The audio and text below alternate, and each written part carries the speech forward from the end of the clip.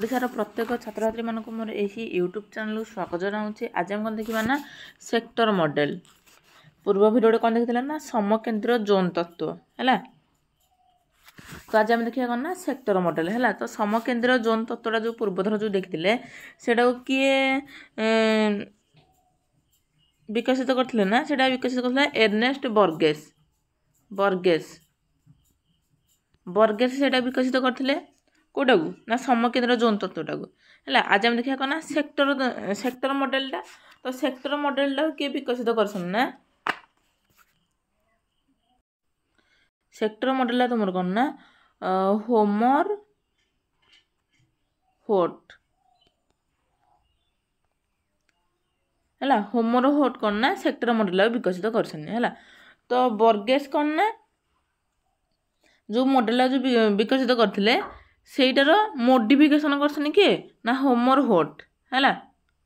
Burgess मॉडलटा को से जहाँ कही जो कौन ना सहरटा किपर भाव ना वृत्त आकृतिर सब जो रही सब गोल गोल होगी जोन गुड़ा सब जो रही सेटा को होमर होट बर्गी माने होमर होट कौन ना मोडिफिकेशन कर मोडिफाई करके पत्र आकृतिर है। पत्र आकृति यहाँ पत्र देखा जाऊनी कि बहरे लिखा जाए पत्र आकृतिर से कौन मोडिफिकेशन कर।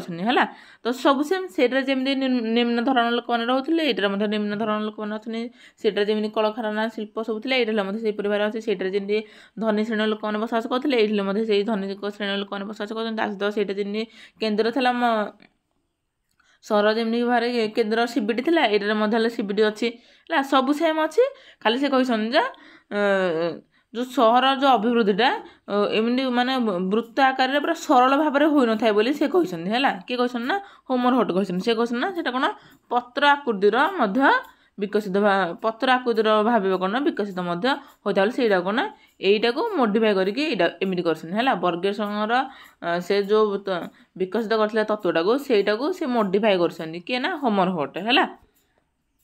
एटा बुझीगल तापर देखा तत्वटा कौन प्रकृति अच्छे है। तो स्टार्ट करिया चलतु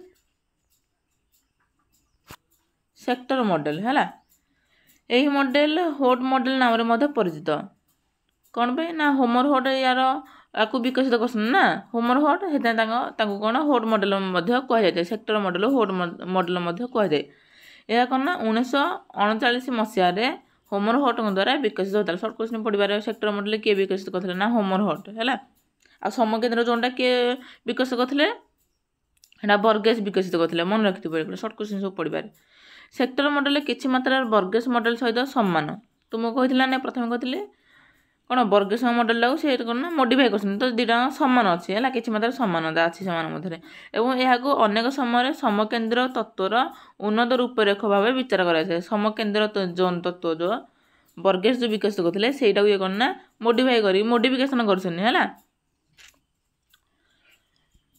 यही तत्व वर्क प्रोग्रेस एडमिनिस्ट्रेशन द्वारा अमेरिका रे 64 नगर डाटा संगृहीत कराइला है। 64 नगर कौन डाटा सब संगृहीत कराइला सेक्टर मॉडल होमर हट जुक्ति करते होमर हट जुक्ति करते सहर गुटिक केवल सरल वृत्त आकार विकसित हो न था। तुमको प्रथम बुझे सरल वृत्त बर्गेस कहते कौन ना वृत्त आकार से सहरटी को वर्गीकरण सब कर भाव किंतु होमर हट कहते सरल वृत्त आकार सहर कौन विकसित हो न था ता परिवर्ते एगुड़िक सेक्टर रही है। से कहते अल्प केतक कार्यकलाप सेक्टर आकार वृद्धि होता है जहाँ मुख्य भ्रमण बा यात्रा को संजोग कर अंशर प्रसारित होता है। से पत्र आकृतिर गोटे होना ना पत्र आकृति पत्र बेले देखा जाऊना कि से कहते पत्र आकृतिर बोलिका है। यही कारण होट कौन सेक्टर मॉडल सरल भाव में एक समकेंद्र जोन मॉडल अटे एवं खूब सहजरे पहुँची पारिया परिवहन व्यवस्थार प्रभाव को विचार करी आंशिक भाव कौन परिवर्तन कर है। होमर होट जो तत्वटा विकसित कर कौन ना जो ये जो सीबीडी को समस्त कौन सहज भाव में यातायात करें कि जो बर्गेस जो तत्वटा रहा ସେଇଟା ସମସ୍ତେ ସହଜ ଭାବରେ କ'ଣ ସମସ୍ତଙ୍କ ସୁବିଧାର ସହ ସମସ୍ତେ କ'ଣ ଯାତାୟାତ କରିପାରିବେ କି? ନାହିଁ। ଦେଖୁନ 4 ନମ୍ବର ଜୋନ୍ଟା କେଉଁଠି ଆସି ରହିଲାଣି, ତାକୁ ଏତେ ବାଟ ଯିବାକୁ ପଡ଼ିବ, ଅଧିକ ଯାତାୟାତ ଖର୍ଚ୍ଚ ମଧ୍ୟ ପଡ଼ିବ। 3 ନମ୍ବର ଜୋନ୍ କେତେ ଦୂର ହେଲାଣି, 2 ନମ୍ବର ଜୋନ୍ରୁ ହିଁ କେବଳ ସୁବିଧା ହୋଇଥାଏ 1 ନମ୍ବର ଜୋନ୍କୁ ଯିବା ପାଇଁ। ସେଇପରି ଭାବରେ କିନ୍ତୁ ଏଇଟାରେ ଇଏ ଯେଉଁ କହିଛନ୍ତି କ'ଣ ଦେଖ, ସମସ୍ତଙ୍କ ସୁବିଧା ଅଛି ଏଠି ଯିବା ପାଇଁ। ଦେଖୁନ ସବୁ ଜୋନ୍ ଗୁଡ଼ିକ 1 ନମ୍ବର ଜୋନ୍କୁ କ'ଣ ସବୁ ଲାଗିଛି। ଦେଖୁନ 2 ନମ୍ବରଟା ଲାଗିଛି, 3 ନମ୍ବରଟା ଲାଗିଛି, 4 ନମ୍ବରଟା, 5 ନମ୍ବରଟା, ସବୁ କିଛି କ'ଣ ସୁବିଧା ଅଛି ଯାତାୟାତ କରିବା ପାଇଁ 1 ନମ୍ବର ଜୋନ୍। CBDକୁ ଆସିବା ପାଇଁ ସମସ୍ତଙ୍କୁ କମ୍ ଖର୍ଚ୍ଚ ପଡ଼ିଥାଏ ଏବଂ କ'ଣ ସୁବିଧାର ସହ ଆସିପାରିଥାନ୍ତି ହେଲା। ତ ସେଇପରି ଭାବରେ କ'ଣ ନା ବର୍ଗେଶଙ୍କ ମଡ଼େଲ ପରି ହୋଟ ମଡ଼େଲ ସହର ଭିତରେ ନିଜର ଉପାଦାନ ରହିଅଛି ହେଲା, ଯଥା କ'ଣ ନା CBD। ନେକ୍ସଟ ହେଲା ଶିଳ୍ପ ଅଞ୍ଚଳ, ନେକ୍ସଟ ହେଲା ନିମ୍ନ ଶ୍ରେଣୀ ଆବାସିକ, ନେକ୍ସଟ ହେଲା ମଧ୍ୟମ ଶ୍ରେଣୀ ଆବାସିକ, ଉଚ୍ଚ ଶ୍ରେଣୀ ଆବାସିକ ହେଲା। CBD ଅର୍ଥାৎ ଏଇ ଯେଉଁ କେନ୍ଦ୍ରଟା ହେଲା। ଶିଳ୍ପ ଅଞ୍ଚଳ ମାନେ ଶିଳ୍ପ ଅଞ୍ଚଳ କାରଖାନା ଗୁଡ଼ିକ ସେଇ ଅଞ୍ଚଳ ସବୁ ରହିଥାଏ। 2 ନମ୍ବରଟା ଏଇଠି, 2 ନମ୍ବର ଏଇଟା। ଆଉ 3 ନମ୍ବର ହେଲା ନିମ୍ନ ଶ୍ରେଣୀ ଆବାସିକ ଅଞ୍ଚଳ। 3 ନମ୍ବରଟା ନିମ୍ନ ଶ୍ରେଣୀର ଲୋକମାନେ ଏଇଟା ସବୁ ରହିଥାନ୍ତି ଏଇ ଅଞ୍ଚଳ ଗୁଡ଼ାକରେ ହେଲା। 4 ନମ୍ବରରେ କ'ଣ ନା ମଧ୍ୟମ ଶ୍ରେଣୀ ଅଞ୍ଚଳ, ମଧ୍ୟମ ଶ୍ରେଣୀ ଅଞ୍ଚଳ ଲୋକମାନେ ହେଇଠି 4 ନମ୍ବରରେ ରୁହନ୍ତି। ତାର 5 ନମ୍ବର ହେଉଛି ଉଚ୍ଚ ଶ୍ରେଣୀ ଆବାସିକ, ଧନିକ ଶ୍ରେଣୀ ଲୋକମାନେ ଏ ଯେଉଁ 5 ନମ୍ବରଟାରେ ରହୁଛନ୍ତି ହେଲା।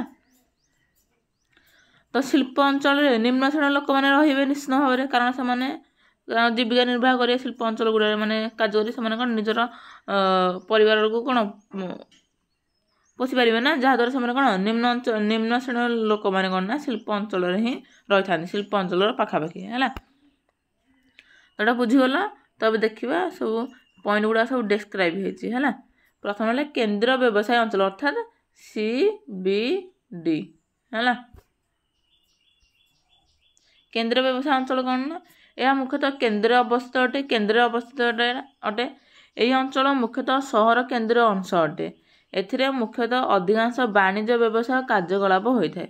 ବାଣିଜ୍ୟ ବ୍ୟବସାୟ କାର୍ଯ୍ୟକଳାପ ଗୁଡ଼ିକ କ'ଣ ହୋଇଥାଏ ନା କେନ୍ଦ୍ରରେ ହିଁ ହୋଇଥାଏ ହେଲା। ସେକ୍ଟର ଏବଂ ଭୂମି ବ୍ୟବହାର କାର୍ଯ୍ୟକଳାପର ଆଂଶିକ ବୃତ୍ତ ଏଠାରେ ସଂଗଠିତ ହୋଇଥାଏ। ନେକ୍ସଟ ରହିଲା କ'ଣ ନା ଶିଳ୍ପ ବାଣିଜ୍ୟ ପ୍ରଭୃତି ଏକ ସେକ୍ଟର ଆକୃତିର ଚିତ୍ରିତ ହୋଇଥାଏ ହେଲା। ଶିଳ୍ପ ବାଣିଜ୍ୟ ପ୍ରଭୃତି ଏକ ସେକ୍ଟର ଆକୃତିରେ ଚିତ୍ରିତ ହୋଇଥାଏ, ଯାହା କେନ୍ଦ୍ର ବାହାରେ ପ୍ରସାରିତ ହୋଇଥାଏ। କେନ୍ଦ୍ରର ବାହାରେ ମାନେ ଡାଇଗ୍ରାମଟା ଦେଖିବା ଟିକେ କଷ୍ଟ ହେଉଛି ହେଲା। ଏଇଟା କେନ୍ଦ୍ରର ହେଲା। 2 ନମ୍ବର ହେଲା ଶିଳ୍ପ, ଏ ଯେଉଁ ଶିଳ୍ପ ଅଞ୍ଚଳ ଦେଖୁନ ଏ କେନ୍ଦ୍ରର ବାହାରେ ଏଇଟା ପ୍ରସାରିତ ହୋଇଯାଏ ନା ବାହାରେ, ଏଇଟା ଏଇଠି 2 ନମ୍ବରଟା ଏଇଟା କୁହାଯାଇଛି ବାହାରେ ହେଲା।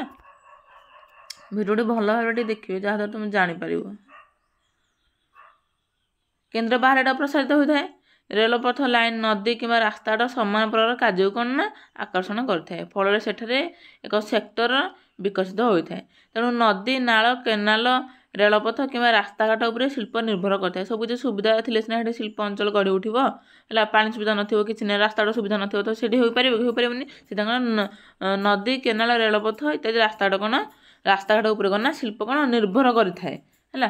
ନିମ୍ନ ଶ୍ରେଣୀର ଶ୍ରମିକମାନେ ଏଠାରେ କାମ କରିଥାନ୍ତି। ଶିଳ୍ପ ଅଞ୍ଚଳରେ କେଉଁମାନେ କାମ କରିବେ? ନିମ୍ନ ଶ୍ରେଣୀର ଲୋକମାନେ କାମ କରିବେ ନା, ଯାହାଦ୍ୱାରା ସେମାନେ କାମ କରିଥାନ୍ତି ଏବଂ ସେମାନଙ୍କୁ କମ୍ ମଜୁରୀ ମଧ୍ୟ ପ୍ରଦାନ କରାଯାଇଥାଏ।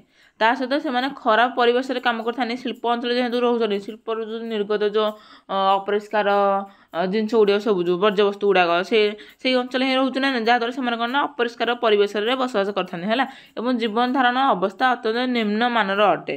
ଏହି ସେକ୍ଟର ସହର ପାଇଁ ଜିନିଷପତ୍ର କିମ୍ବା ଅନ୍ୟାନ୍ୟ ଘରୋଇ ଦ୍ରବ୍ୟ ମଧ୍ୟ ଉତ୍ପାଦନ କରିଥାଏ ହେଲା। ଏ ଯେଉଁ ଶିଳ୍ପ ଅଞ୍ଚଳରୁ ସହର ଗୁଡ଼ିକ ପାଇଁ ହେଲା, ସେଥିରୁ କ'ଣ ବିଭିନ୍ନ ପ୍ରକାରର ଘରୋଇକରଣ ଦ୍ରବ୍ୟ ଉତ୍ପାଦନ ସହିତ ବିଭିନ୍ନ ପ୍ରକାର ଜିନିଷପତ୍ର ମଧ୍ୟ କ'ଣ ଉତ୍ପାଦନ ହୋଇଥାଏ ଶିଳ୍ପ ଅଞ୍ଚଳରେ। ଏବେ ଦେଖିବା 3 ନମ୍ବର। 3 ନମ୍ବର ହେଉଛି କ'ଣ ନିମ୍ନ ଶ୍ରେଣୀର ଆବାସିକ ଅଞ୍ଚଳ। ତୁମକୁ ପୁଣି ଥରେ ଡାଇଗ୍ରାମଟା ଦେଖିବାକୁ ପଡ଼ିବ। 3 ନମ୍ବର ନିମ୍ନ ଶ୍ରେଣୀ ଆବାସିକ ଅଞ୍ଚଳ, ଏଇଟା ହେଲା ନିମ୍ନ ଶ୍ରେଣୀ ଆବାସିକ ଅଞ୍ଚଳ। ସେଇଠି ଏଇଟା ତା ସହିତ ସେଇଠି ଏତିକ ମଧ୍ୟ ନିମ୍ନ ଶ୍ରେଣୀର ଆବାସିକ ଅଞ୍ଚଳ। ଏଇ ଅଞ୍ଚଳରେ କ'ଣ ନା ନିମ୍ନ ଶ୍ରେଣୀର ଲୋକମାନେ ସବୁ କ'ଣ ରହୁଛନ୍ତି ହେଲା। 3 ହଁ, ତା ସହିତ ସେଇଠି 3 ନମ୍ବର ଏତିକ ମଧ୍ୟ ଆଉ ଏତିକ, ଏଗୁଡ଼ା ସବୁ କ'ଣ ନା 3 ନମ୍ବର ସବୁ ନିମ୍ନ ଶ୍ରେଣୀ ଆବାସିକ ଅଞ୍ଚଳ ହେଲା। ନିମ୍ନ ଶ୍ରେଣୀର ଲୋକମାନେ ଏଠି ସବୁ ବସବାସ କରିଥାନ୍ତି। ଶିଳ୍ପ ଯଦି 2 ନମ୍ବରଟା ଶିଳ୍ପ ରହିଲା ତା ପାଖାପାଖି ଲୋକମାନେ ସବୁ ରହିବେ ନା ନାହିଁ ଶିଳ୍ପରେ କାର୍ଯ୍ୟ କରିବା ପାଇଁ। ତ ନିମ୍ନ ଶ୍ରେଣୀର ଲୋକମାନେ ତ ହିଁ ଶିଳ୍ପରେ କାର୍ଯ୍ୟ କରିଥାନ୍ତି ନା, ସେଥିପାଇଁ ସେମାନଙ୍କ ନିମ୍ନ ଶ୍ରେଣୀର ଲୋକମାନେ ଦେଖ ସବୁ ଶିଳ୍ପକୁ ଲାଗି ସବୁ ରହିଛନ୍ତି ହେଲା।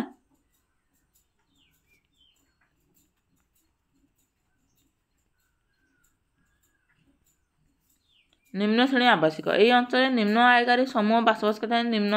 ନିମ୍ନ ଆୟକାରୀ ଲୋକମାନେ ଏଠି ସବୁ କ'ଣ ରହିଥାନ୍ତି?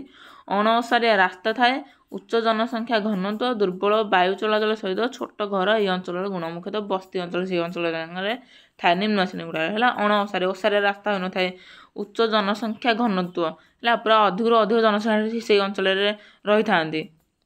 ଦୁର୍ବଳ ବାୟୁ ଚଳାଚଳ ଯାହାଦ୍ୱାରା ଶିଳ୍ପଟା ଯେହେତୁ ତାଙ୍କର ପାଖରେ ରହିଲା ଶିଳ୍ପଟା, ତ ଶିଳ୍ପ ସବୁ ଯେଉଁ ପ୍ରଦୂଷଣ ମାନେ ଅପରିଷ୍କାର ବାୟୁ ବାହାରିଲା, ଅପରିଷ୍କାର ବର୍ଜ୍ୟବସ୍ତୁ ଯାହାଦ୍ୱାରା ସେମାନେ କ'ଣ ନା ବାୟୁ ଚଳାଚଳ କ'ଣ ନା ଦୁର୍ବଳ ବାୟୁ ଚଳାଚଳ ହୋଇଥାଏ ହେଲା। ଛୋଟ ଘର ଥାଏ ଏହି ଅଞ୍ଚଳର ଗୁଣ ଅଟେ ହେଲା। ଛୋଟ ଛୋଟ ଘର ମଧ୍ୟ ସେହି ଅଞ୍ଚଳ ଗୁଡ଼ାକରେ ଥାଏ। ରାସ୍ତା ଗୁଡ଼ିକ ସଂକୀର୍ଣ୍ଣ ହେବା ସହିତ ଶିଳ୍ପ କାରଖାନା ସହ ସଂଯୁକ୍ତ ହୋଇଥାଏ। ରାସ୍ତା ଗୁଡ଼ିକ ଛୋଟ ହୋଇଥାଏ, ତା ସହିତ ଶିଳ୍ପକୁ ସେଇଟା ସେଇ ରାସ୍ତାଟା କ'ଣ ଶିଳ୍ପ କ'ଣ ନା ସଂଯୁକ୍ତ ହୋଇଥାଏ ହେଲା, ଯାହାଦ୍ୱାରା ଲୋକମାନେ ସେଇଠୁ କ'ଣ ନା ଶିଳ୍ପକୁ ଯାଇଥାନ୍ତି, କମ୍ ଖର୍ଚ୍ଚ ମଧ୍ୟ ହୋଇଥାଏ ହେଲା। ଯେଉଁଠାରେ ଏହି ସେକ୍ଟରରୁ ଅଧିକାଂଶ ଲୋକ କାମ କରିଥାନ୍ତି, ଶିଳ୍ପ କାରଖାନା ଅତି ନିକଟରେ ହୋଇଥିବାରୁ ପରିବହନ ଖର୍ଚ୍ଚ କମିଥାଏ ହେଲା। ଶିଳ୍ପଟା ତାଙ୍କ ପାଖରେ ରହିଲା ନା, ଏମାନେ ସବୁ ଶିଳ୍ପ ପାଖରେ ସବୁ ରହିଲେ, ଯାହାଦ୍ୱାରା ସେମାନଙ୍କର ପରିବହନ ଖର୍ଚ୍ଚ ତାଙ୍କର ରହିଲା କି ଅଧିକ ଖର୍ଚ୍ଚ ହେଲା, ଖର୍ଚ୍ଚ ହେଲାନି। ଏହି ଅଞ୍ଚଳରେ ଜୀବନ ଧାରଣ ମାନ ସର୍ବଦା ନିକୃଷ୍ଟ ଧରଣ ଅଟେ ହେଲା, ନିମ୍ନମାନର ଅଟେ। ନେକ୍ସଟ ହେଲା କ'ଣ 4 ନମ୍ବରଟା ରହିଲା କ'ଣ ମଧ୍ୟମ ଶ୍ରେଣୀ ଆବାସିକ ଅଞ୍ଚଳ ହେଲା। ମଧ୍ୟମ ଶ୍ରେଣୀ ସବୁ ମଧ୍ୟମ ଧରଣର ଲୋକମାନେ ସବୁ ରହିଥାନ୍ତି, ଯେଉଁମାନେ କି ପରିବହନ ଖର୍ଚ୍ଚକୁ ବହନ କରିପାରିବାର କ୍ଷମତା ତାଙ୍କ ପାଖରେ ଥାଏ ହେଲା।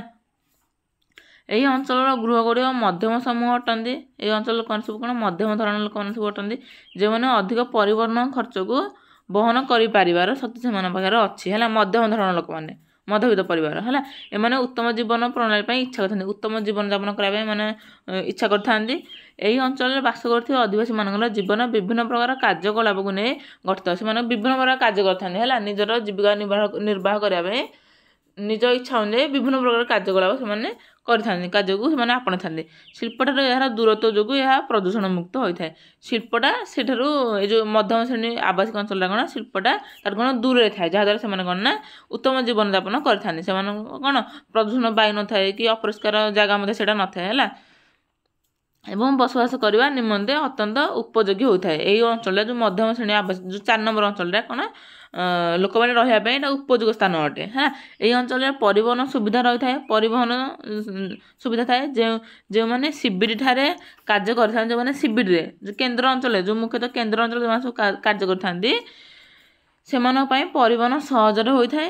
ଏହା ଏକ ବୃହତ୍ତମ ଆବାସିକ ଅଞ୍ଚଳରେ ଅଟେ ହେଲା। ଏଥିରେ କ'ଣ ଅଧିକାଂଶ ଲୋକ ଏଇଟା ମଧ୍ୟବିତ୍ତ ଅଞ୍ଚଳରେ ଅଧିକାଂଶ ଲୋକ ରହିଥାନ୍ତି, ବୃହତ ଅଞ୍ଚଳ ଏଇଟା ଅଟେ ଏବଂ ପରିବହନ ସୁବିଧା ଏଇଟା ମୁଖ୍ୟତଃ ଥାଏ। ସିବିଡିକୁ ଯିବା ପାଇଁ ପରିବହନ ସୁବିଧା ମଧ୍ୟ ରହିଥାଏ।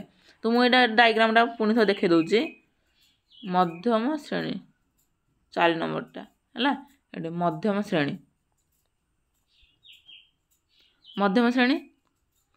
ତ ଦେଖ ଏଠି 4 ନମ୍ବରଟା ଏଇଟା ହେଉଛି ମଧ୍ୟମ ଶ୍ରେଣୀ ହେଲା। ଶିଳ୍ପ କେଉଁଠି ରହିଲା? ଶିଳ୍ପ ହେଉଛି ତୁମର 2 ନମ୍ବରଟା ଶିଳ୍ପ, ଏ ଯେଉଁ 2 ନମ୍ବରଟା ଶିଳ୍ପ, ହେଲେ ଶିଳ୍ପଠୁ ଏଇଟା ଦୂରରେ ରହିଲା ନା, ଏ ଯେଉଁ ମଧ୍ୟମ ଶ୍ରେଣୀଟା 4 ନମ୍ବରଟା ଦୂରରେ ରହିଲା ନା, ଦୂରରେ ରହିଲା। ଦେଖ ଏଇଠି ଯେଉଁ ଡଟ୍ ହେଇକି ଦେଇଛି, ଏଠି ଡଟ୍ ଗୁଡ଼ା ଏଠି ସୁଧା ହେଇଛି, ଏଠି ସବୁ 3 ନମ୍ବର ଲୋକମାନେ ସବୁ ରହିଥାନ୍ତି, ନିମ୍ନ ଶ୍ରେଣୀର ଲୋକମାନେ ଏଇ ଜାଗା ରହିଯାଆନ୍ତି। ଶିଳ୍ପଟା ସେମାନଙ୍କ ପାଖରେ ଯାହା ରହିଲା ନା, ସେମାନେ ରହିଗଲେ କ'ଣ ରହିଗଲେ ସେ ତାପରେ ଆଗକୁ ରହିଲା କ'ଣ ନା ତାଠୁ ଆଉ ଟିକେ ଦୂରରେ ରହିଲା କ'ଣ ନା ମଧ୍ୟମ ଶ୍ରେଣୀ ଆବାସିକ ଅଞ୍ଚଳ, ସେମାନଙ୍କୁ କ'ଣ ନା ଶିଳ୍ପ ସେମାନଙ୍କୁ ବହୁତ ଦୂରରେ ରହିଲା, ଯାହାଦ୍ୱାରା ସେମାନେ କ'ଣ ଉତ୍ତମ ଜୀବନଯାପନ କରିପାରିଲେ ହେଲା। ସେମାନେ ଲୋକମାନେ ରହିବା ପାଇଁ ସେଇଟା ଉପଯୋଗୀ ଅଟେ ଏହି ସ୍ଥାନଟା। ଏବେ ଦେଖିବା କ'ଣ ନା 5 ନମ୍ବରଟା ଲାଷ୍ଟ ପଏଣ୍ଟ ରହିଲା ଉଚ୍ଚ ଶ୍ରେଣୀ ଆବାସିକ ଅଞ୍ଚଳ ହେଲା। ତ ଏଠି କ'ଣ ଧନିକ ଶ୍ରେଣୀର ଲୋକମାନେ ରହିଥାନ୍ତି, ଉତ୍ତମ ଜୀବନଯାପନ କରିଥାନ୍ତି। ଏହା ହେଉଛି ସହରର କେନ୍ଦ୍ରୀୟ ଅଂଶଠାରୁ ବାହାରେ ଏବଂ ଦୂରରେ ଥିବା ଅଞ୍ଚଳ। ଏଇଟା ସହରର କେନ୍ଦ୍ରଠାରୁ ବାହାରେ ଥାଏ, ତା ସହିତ ତାଠୁ ଦୂରେଇକି ମଧ୍ୟ ରହିଥାଏ। ଏହା ଠକାମି ଗୋଳମାଳ ଓ ପ୍ରଦୂଷଣରୁ ଦୂରରେ ରହିଥାଏ, ଠକାମି ହୋଇନଥାଏ, ଗୋଳମାଳ ମାଡ଼ଗୋଳ ହୋଇନଥାଏ, ପ୍ରଦୂଷଣ ମୁକ୍ତ ମଧ୍ୟ ହୋଇଥାଏ ହେଲା। ଏହା ଶାନ୍ତ ପରିଷ୍କାର ଥିବା ସହିତ ଏଠାରେ କମ୍ ଟ୍ରାଫିକ୍ ଦେଖାଯାଇଥାଏ, ଟ୍ରାଫିକ୍ ମୁଭମେଣ୍ଟ ଦେଖାଯାଇଥାଏ, ଟ୍ରାଫିକ୍ ଚଳାଚଳ କ'ଣ ପାଇଁ ନା ଯେଉଁଠି ଅଧିକ ଲୋକ ରହିବେ ସେଠି ଟ୍ରାଫିକ୍ର ଆବଶ୍ୟକତା ପଡ଼ିବ, ତା ସହିତ କ'ଣ ନା ଅଧିକ ଟ୍ରାଫିକ୍ ଚଳାଚଳ କ'ଣ ଦେଖାଯିବ। କିନ୍ତୁ ଏଇଥିରେ କ'ଣ ନା କମ୍ ଲୋକ ରହିଲେ ନା, ଧନୀ ଶ୍ରେଣୀ ଲୋକର କମ୍ ଲୋକ ସେଇଠି ରହିଲେ, ଘନତ୍ୱଟା ସେମାନଙ୍କ କମ୍ ରହିଲା, ଯାହାଦ୍ୱାରା କ'ଣ ଟ୍ରାଫିକ୍ ଚଳାଚଳଟା କମ୍ ରହିଥାଏ ହେଲା।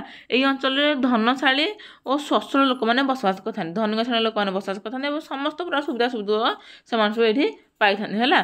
ସ୍ପେଶିଆଲ୍ ଟ୍ରିଟମେଣ୍ଟ ସେମାନେ ସବୁ ଏଇଠି ପାଇଥାନ୍ତି, ସ୍ପେଶିଆଲ୍ ଟ୍ରିଟମେଣ୍ଟ ହେଲା ଉଚ୍ଚ ଶ୍ରେଣୀର ଆବାସିକ ଅଞ୍ଚଳ। ତ ଏଇଟା ଡାଇଗ୍ରାମଟା ମଧ୍ୟ ତୁମମାନେ ପୁଣି ଥରେ ଦେଖେଇ ଦେଉଛି। ଡାଇଗ୍ରାମଟା ତୁମମାନେ ଦେଖିବା ମୋଷ୍ଟ ଇମ୍ପୋର୍ଟାଣ୍ଟ, ଯାହା ତୁମମାନେ ବୁଝିପାରିବ ନା, ଖାଲି ମୁଁ କହିଦେବି ତୁମେ ଶୁଣିଦେବ, କିଛି ଜାଣିପାରିବନି। ତ ଡାଇଗ୍ରାମଟା ଦେଖାଯାଏ ତୁମେ ସବୁ ଜାଣିପାରିବ। ଦେଖ ଏଇଟା ହେଲା 5 ନମ୍ବର, ଏଠି ଉଚ୍ଚ ଶ୍ରେଣୀର ଆବାସିକ ଅଞ୍ଚଳ, ଉଚ୍ଚ ଶ୍ରେଣୀର ଲୋକମାନେ ଏଠି ସବୁ ଧନୀ ଶ୍ରେଣୀ ଲୋକମାନେ ସବୁ ବାସ କରିଥାନ୍ତି। ଦେଖ 1 ନମ୍ବର ଏଇଟା ହେଉଛି ଶିବିର ନା ନାହିଁ, ଏ ଶିବିରରୁ ଏଇଟା ଲାଗିଛି କିନ୍ତୁ ଏଇ ଅଞ୍ଚଳ ଦେଖୁନ ଡଟ୍ ଗୁଡ଼ା ଦିଆହେଇଛି ନା, ଏଇ ଅଞ୍ଚଳରେ 3 ନମ୍ବର ଲୋକମାନେ ରହିଗଲା, ନିମ୍ନ ଶ୍ରେଣୀ ଆବାସିକ ଅଞ୍ଚଳ ବା ରହିଗଲା, ନିମ୍ନ ଶ୍ରେଣୀ ଲୋକମାନେ ଏଇଠି ସବୁ ରହିଗଲେ ନା। ତ ଏତିକି ଅଞ୍ଚଳ ରହିଲା କ'ଣ ନା ଧନୀ ଶ୍ରେଣୀର ଲୋକମାନେ ରହିଲେ। ଶିବିରର ବାହାରେ ରହିଲା ଏଇଟା, ତା ସହିତ ଶିବିରଠୁ ଦୂରରେ ମଧ୍ୟ ରହିଲା। ଏଇଟା ସବୁଠୁ କ'ଣ ସ୍ୱଚ୍ଛଳ ଜାଗା ରହିଲା, ସବୁଠୁ ଭଲ ଜାଗା ଏଇଟା ରହିଲା ହେଲା, ସୁସ୍ଥ ଜାଗା ରହିଲା ଏଇଟା। ଏଠି ରହିଲେ ଧନୀ ଶ୍ରେଣୀ ଲୋକମାନେ ରହିଲେ। ତୁମମାନଙ୍କୁ ପୁଣି ଥରେ କହିଦେଉଛି କ'ଣ ନା 1 ନମ୍ବର ରହିଲା ଶିବିର, ଏଇଟା ରହିଲା କେନ୍ଦ୍ର ଅଞ୍ଚଳ, ଏଠି ସମସ୍ତ ପ୍ରକାର ସୁବିଧା ସୁଯୋଗ ମିଳିଥାଏ, ଯାତାୟାତ ପରିବହନ ସୁବିଧା ସବୁ ଏଠି ଥାଏ ହେଲା। ତା ସହିତ ନେକ୍ସଟ ହେଲା ଶିଳ୍ପ ଅଞ୍ଚଳ କଥା, ଶିଳ୍ପ ଗୁଡ଼ିକ ଏଠି ରହିଥାଏ। ଏଠି ନିମ୍ନ ଶ୍ରେଣୀ ଲୋକମାନେ ଏଠି ସବୁ ଆସି ସବୁ କାର୍ଯ୍ୟ ସବୁ କରିଥାନ୍ତି ହେଲା। ଏଇଟା କ'ଣ କେନ୍ଦ୍ର ଠାରୁ ବାହାରେ ରହିଲା, କେନ୍ଦ୍ର ଅଞ୍ଚଳରୁ ବାହାରେ ରହିଲା ନା, ବାହାରେ ଏଇଟା ରହିଛି ନା, ଏହାର ପରିସରଟା ବାହାରେ ରହିଲା। ନେକ୍ସଟ ହେଲା 3 ନମ୍ବର ନିମ୍ନ ଶ୍ରେଣୀ ଆବାସିକ ଅଞ୍ଚଳ, ନିମ୍ନ ଶ୍ରେଣୀର ଲୋକମାନେ ରହିଲା 3 ନମ୍ବର, ଏଇଟା ଶିଳ୍ପ ପାଖରେ ରହିଲେ, ଏଇଟା ମଧ୍ୟ ଶିଳ୍ପ ପାଖରେ ରହିଲେ, ଏଇଟା ମଧ୍ୟ ଶିଳ୍ପ ପାଖରେ ରହିଲେ, ଏଇଟା ମଧ୍ୟ ଶିଳ୍ପକୁ ଲାଗିକି ରହିଲେ ହେଲା। କାରଣ ନିମ୍ନ ଧରଣର ଲୋକମାନେ ହିଁ, ନିମ୍ନ ଶ୍ରେଣୀର ଲୋକମାନେ ହିଁ ଶିଳ୍ପରେ ସବୁ କାର୍ଯ୍ୟ କରିଥାନ୍ତି, ତାଙ୍କର ଜୀବିକା ନିର୍ବାହ ସେମାନେ ସବୁ କରିଥାନ୍ତି, ଜୀବନ ନିର୍ବାହ ହେଲା।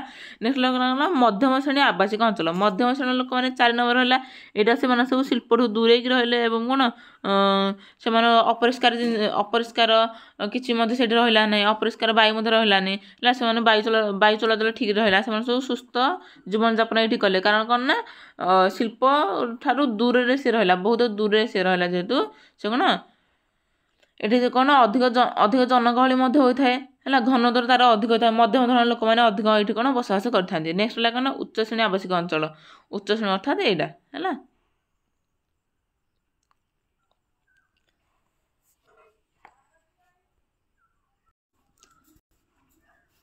ଏଇଟା ହେଇଗଲା। ତୁମମାନଙ୍କୁ ପୁଣି ଥରେ କହି ରହୁଛି, ପ୍ରଥମେ ରହିଲା ସମକେନ୍ଦ୍ରୀୟ ଜୋନ୍ ତତ୍ତ୍ୱ, 1 number 2 number 3 number 4 number 5 number. ଏଇଟା ଯେମିତି 5ଟା ଷ୍ଟେଜ୍ ରହିଲା, ଏଇଟାରେ ମଧ୍ୟ ଯେମିତି 5ଟା ଷ୍ଟେଜ୍ ଏକା ରହିଛି ନା ନାହିଁ, ରହିଛି 5ଟା ସ୍ତର ରହିଛି ଏକା। ଏଇଟା ରହିଲା ସମକେନ୍ଦ୍ରୀୟ ଜୋନ୍, ଏଇଟା ରହିଲା ସେକ୍ଟର ଜୋନ୍ ହେଲା। ସମକେନ୍ଦ୍ରୀୟ ଜୋନ୍ କିଏ ବିକଶିତ କରିଥିଲେ? ଏଇଟା କରିଥିଲେ ନା ବର୍ଗେସ୍ ବିକଶିତ କରିଥିଲେ, କିନ୍ତୁ ଏଇଟା କିଏ କରିଥିଲେ ନା ହୋଟ୍ ଏଇଟାକୁ ବିକଶିତ କରିଥିଲେ ହେଲା।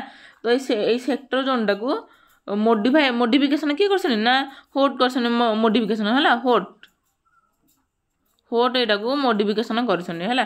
ସେ କହିଛନ୍ତି ନା କ'ଣ ସହରଟା କେବଳ ବୃତ୍ତ ଆକାରରେ ସରଳ ଭାବରେ ଗତି କରିନଥାଏ ହେଲା, ସେଇଟା କ'ଣ ଏମିତି ପତ୍ର ଆକୃତିର ମଧ୍ୟ ହୋଇଥାଏ ବୋଲି ସେଇଟା କହିଛନ୍ତି। ପତ୍ର ପରି ଦେଖାଯାଉନି ସିନା, କିନ୍ତୁ ପତ୍ର ଆକୃତି ବୋଲି ସେ କହିଛନ୍ତି, ବହିରେ ମଧ୍ୟ ଲେଖା ହେଇଛି। ବହିଟା ତୁମେ ଟିକେ ଭଲ ଭାବରେ ଟିକେ ପଢ଼ିବ ହେଲା। ତ ଯଦି ଭିଡ଼ିଓଟି ଭଲ ହେଲା ତେବେ ଲାଇକ୍ କରନ୍ତୁ, ସେୟାର କରନ୍ତୁ ଏବଂ ଯାହା ବି ଡାଉଟ୍ ଅଛି କମେଣ୍ଟ ବକ୍ସରେ ଲେଖନ୍ତୁ। ତା ସହିତ ଭିଡ଼ିଓଟି ସାଙ୍ଗସାଥିମାନଙ୍କ ସହ ସେୟାର କରିବାକୁ ଭୁଲିବେ ନାହିଁ। ଯେତେ ଶୀଘ୍ର ହେବ ନେକ୍ସଟ ଭିଡ଼ିଓ ଆଣିବାକୁ ଚେଷ୍ଟା କରିବି। ରହୁଛି, ଜୟ ଜଗନ୍ନାଥ।